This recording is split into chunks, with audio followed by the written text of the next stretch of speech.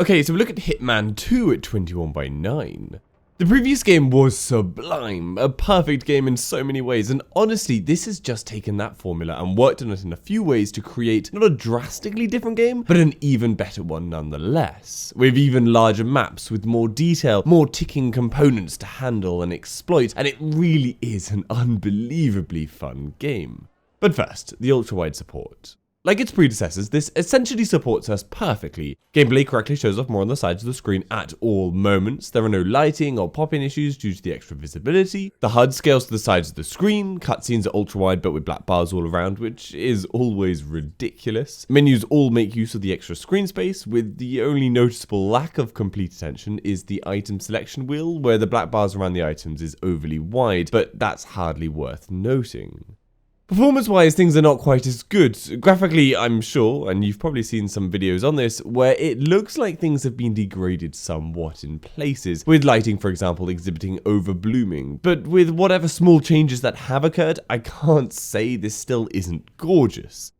So at 3440 by 1440 on a GTX 1080 Ti, I would fluctuate between the 60s and 80s most of the time on highest everything settings. That said, crowd-heavy scenes would force the FPS into the 50s for a bit, so you may like to drop a few settings to smoothen out that FPS. That said, it actually seems to be more the loading of parts of the world that caused the most noticeable FPS drops for me. I'm not sure if playing this off an SSD would rectify some of these issues, but I did experience a fair few FPS hits that just don't seem to equate directly to the complexity of the scene being displayed. Sadly, graphics options are pretty limited. I can't commend the work here. There are only a handful of things you can change, so you won't see the same flexibility in achieving your desired performance that you find in other games like Battlefield 5. Regardless though, optimization is very solid, so it's going to do its best to run as well as it can on your system.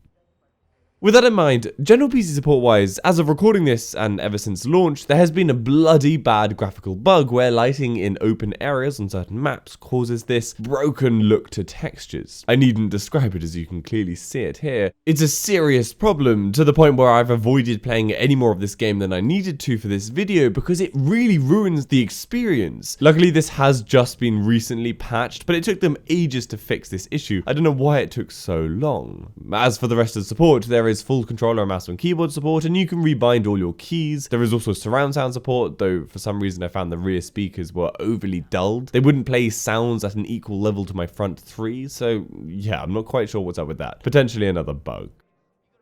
What Hitman games have always tried to do, and yes, some games have missed the mark like Absolution, is give you a very complete scene from anywhere in the world and simply tell you to complete the objective, usually killing one or more people. A very simple objective on the face of it, but as it turns out, doing it without others knowing is incredibly difficult. And it's in Hitman 2's incredible depth of options that you'll probably find insane numbers of hours to play. Every time you play, you can decide to complete the objective in a different way. You can complete to give you hints on how to complete the kills, or you can go in blind and make it all up on the spot. The biggest key though is the world reacting to any actions. If this was to rely on a very scripted, limited paths and persons within the world, it just wouldn't play well for repeated gameplay. But its sheer insane size to these levels is what really blows your mind. All in all, this is an amazing game. The gameplay is bloody fantastic, and for a much lower price tag than most other AAA titles, it's a beautiful deal. This absolutely gets my recommendation. I'm going to give it a WAF score of 4. The ultra-wide support is nearly perfect. I hope it gives you some information on the game runs at 21:9. Give this video a like if you found it helpful, and subscribe for future info. For another games at 21:9, head over to my channel at the WAF website. Hopefully I've covered it. If I haven't, then leave a comment down below and I'll try and cover it. And if you'd like to support the channel, links to my Patreon page in the description, and Amazon affiliate links are there too. See you later. No! Whoa, psycho, I saw that. What are you, crazy? You gotta hide now! Hey!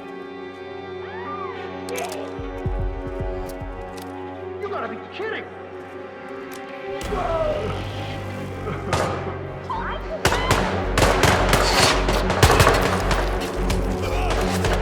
Nasty Global. The world's largest internet retailer. If Pierce is a Providence operative, he's likely on the Shadow client's hit list. But it's not what we came for.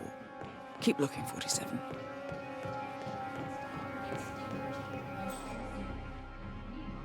47. That computer. See if you can't access it.